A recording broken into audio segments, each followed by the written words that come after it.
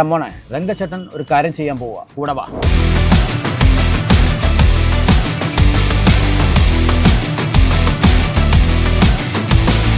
നമ്മളിപ്പോൾ ഉള്ളത് തുർക്കി hair transplantation സെന്ററിലാണ്. അപ്പോൾ എൻ്റെ ഹെയർ ലൈനൊക്കെ നിങ്ങൾക്ക് നോക്കിയാൽ കാണാം, കുറേ ഹെയർ ലോസ് ഒക്കെ എനിക്കുണ്ടായി. മുടി ഒന്ന് ഹെയർ ട്രാൻസ്പ്ലാന്റേഷൻ ചെയ്യാൻ വേണ്ടിയിട്ടാണ് ഞാനിവിടെ എത്തിയിരിക്കുന്നത്. ഞാനപ്പം ഇവരെ അപ്രോച്ച് ചെയ്യുന്ന സമയത്ത് എനിക്ക് കുറേ ബ്ലഡ് ടെസ്റ്റും കാര്യങ്ങളൊക്കെ പറഞ്ഞിരുന്നു. ഞാൻ അതൊക്കെ ചെയ്തു. അപ്പോൾ എല്ലാം ഓക്കെയാണ്, ഫിറ്റാണെന്ന് പറഞ്ഞതിന് ശേഷമാണ് ഈ പ്രൊസീജിയറിലേക്ക് പോകുന്നത്.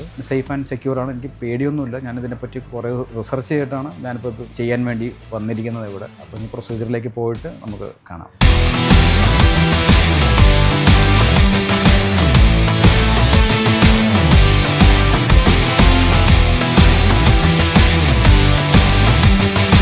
Hi, hello. എൻ്റെ പ്രൊസീജിയർ ജസ്റ്റ് ഇപ്പം കഴിഞ്ഞുള്ളൂ. വളരെ ഈസി ആയിരുന്നു. ടെൻഷനൊക്കെ അടിച്ചിട്ടാണ് ഇങ്ങോട്ട് വന്നത്. ബുദ്ധിമുട്ടുണ്ടാവുമോ, പെയിൻ ഉണ്ടാവുമോ, അങ്ങനെയുള്ള കുറേ ആങ്സൈറ്റി ഉണ്ടായിരുന്നു എനിക്ക്. പക്ഷേ ഇവിടെ വന്നു കഴിഞ്ഞപ്പോൾ ഇവിടുത്തെ സ്റ്റാഫായാലും ഇവിടുത്തെ ഡോക്ടേഴ്സായാലും വളരെ ഫ്രണ്ട്ലി ആയിരുന്നു. വളരെ ഈസി ആയിട്ടാണ് എനിക്ക് ഈ ട്രാൻസ്പ്ലാന്റേഷൻ ചെയ്യാൻ പറ്റിയത്. ഇവിടുന്ന് പെയിനോ കാര്യങ്ങളൊക്കെ വളരെ ലെസ്സായിരുന്നു. ഹെയർ ട്രാൻസ്പ്ലാന്റേഷൻ ചെയ്യാൻ വേണ്ടിയിട്ട് ഉള്ള ആളുകളുണ്ടെങ്കിൽ ചിലപ്പം അവർക്ക് ഈ ഒരു ആങ്സൈറ്റിയും കാര്യങ്ങളൊക്കെ ഉണ്ടാവും. എന്തായിരിക്കും, പെയിൻ ആയിരിക്കും, നമ്മളിത് ചെയ്യുന്നതോടുകൂടി വളരെയധികം ബുദ്ധിമുട്ടോ കാര്യങ്ങളോ ഉണ്ടാവും എന്നുള്ളതൊക്കെ ഒരു എല്ലാവർക്കും ഉണ്ടാവും. അതിനൊക്കെ വളരെ വിപരീതപരമായിരുന്നു ഇവിടെ എനിക്ക് ഉണ്ടായ അനുഭവം. വളരെ പെട്ടെന്ന് തന്നെ കഴിഞ്ഞു. അപ്പോൾ ഞാൻ ഹാപ്പി ആയിട്ടിരിക്കുന്നു. വേറെ പ്രശ്നങ്ങളോ കാര്യങ്ങളോ ഇല്ല. എന്നെ കണ്ടാൽ തന്നെ നിങ്ങൾക്ക് മനസ്സിലാവും.